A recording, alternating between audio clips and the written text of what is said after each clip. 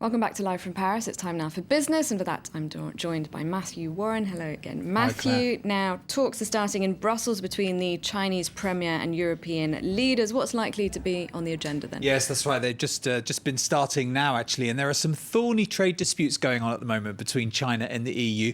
One of those is on solar panels. Allegations from some countries that Chinese firms have been selling them at too lower cost in Europe. Another one is linked to alleged illegal subsidies for two leading makers of mobile phone technology, although the Financial Times is reporting this morning that that investigation has been stalled. But trade between the EU and China is really important. It was worth 430 billion euros in 2011.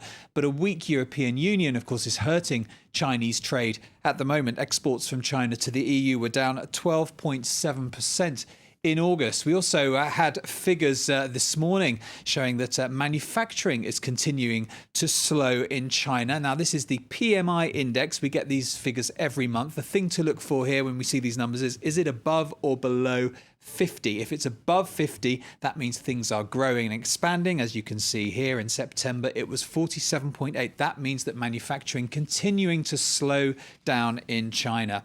And in another sign as well that global trade is indeed slowing, a report out on Wednesday said that container shipping lines lost $5 billion in 2011, and a slowing Chinese economy is at the heart of this. Let's take a listen.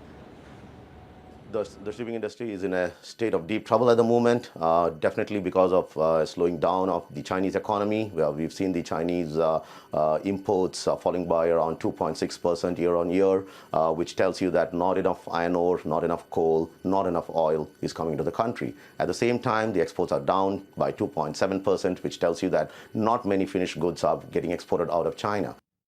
Also, some data out on Japanese trade. Yeah, let's give you the numbers on the Japanese trade deficit, which was at 754 billion yen or 7.35 billion euros for the month of August. Well, as well as the slowing economy, the strong Japanese yen is also a major drag on exporters, as our Tokyo correspondent reports.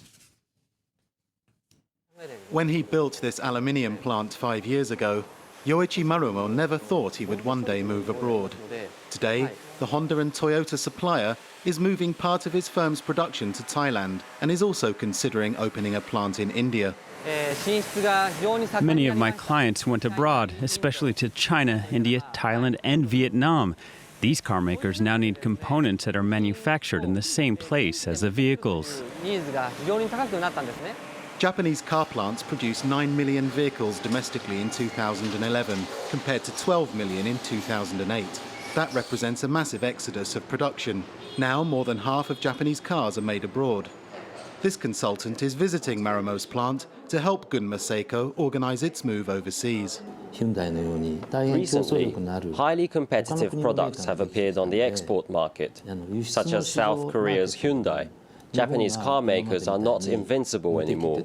Furthermore, because of high yen, Japanese cars have become too expensive if they are exported from Japan. Tougher competition and declining car sales in Japan have contributed to the shift.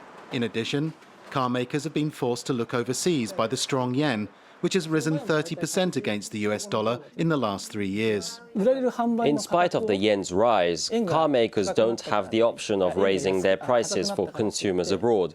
They have a choice: either cut production costs or sell overseas at a loss. Against all expectations, employment at automakers in Japan has not suffered as a result of mass relocation, and salaries have remained stable.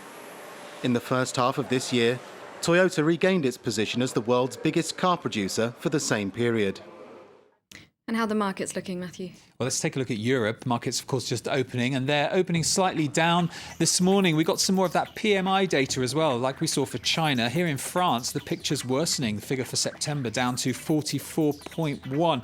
Over in Asia, markets have closed, and data out of Japan showing that trade deficit that we talked about sent markets there lower as well. Moving on to widespread disruption in India over recent plans to let foreign retailers in. Yes, protesters not happy about those economic measures and have been out in force today. Railway lines were blocked, markets were closed as well, shops closed. A rise in the diesel prices also on the cars. As you can see from these pictures, strong protests over that. And Spain is looking to raise funds today? Yes, Spain back in the bond markets, and these are the longer-term 10-year bonds as well as some 3-year bonds, 3 to 4.5 billion euros. So we'll be keeping a close eye on that to see how that goes and what they have to pay. Meanwhile, of course, 1 in 4 people in Spain are unemployed, and that's making it even more important for them to limit their spending. Well, one area that seems to be booming is the second-hand market. Searching for a good deal. The country is in its second recession in 3 years, and taxes are on the rise. Tough times that have shifted consumer habits. Some of our customers used to only come to donate clothing, but now they shop here as well. With consumers in a pinch, retail sales have dropped for the second straight year.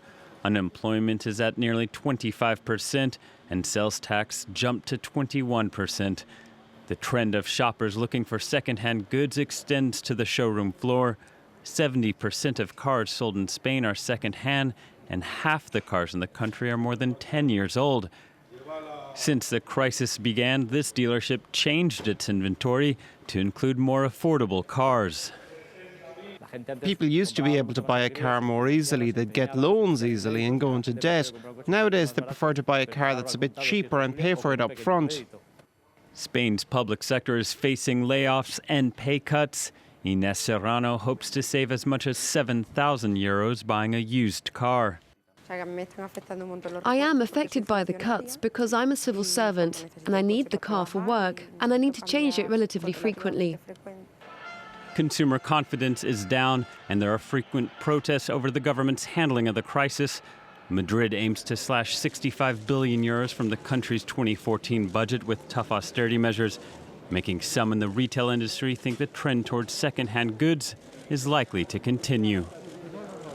Well, now for some of the day's company news. And Rupert Murdoch's Sky B can keep its UK broadcasting licence. The British regulator has cleared the company of any wrongdoing. That investigation followed the hacking scandal at Murdoch-owned newspapers.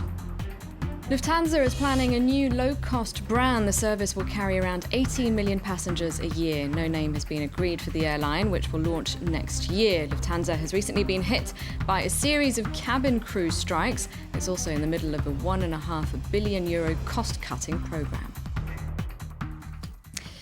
And to end with, the wealth of the richest people in America grew faster than the overall economy last year. Yes, that's right. Now, Forbes has identified the 400 richest people in America, and their worth grew by 13%, $1.7 trillion.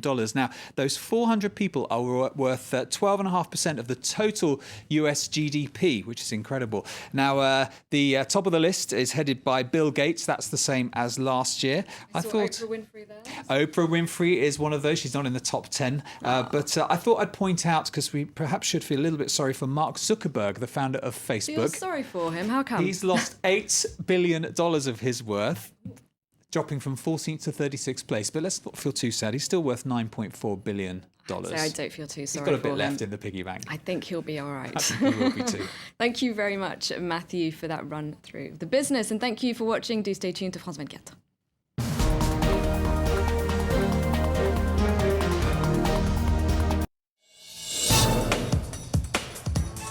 They're two giants of the literary world and millions of euros are at stake. In Beyond Business, we're comparing France's Prix Goncourt with Britain's Man Booker Prize. There are accusations the race for the Prix Goncourt is rigged in a few publishers' favour. Don't miss Beyond Business, Saturday 10:15 a.m. Paris time on France 24.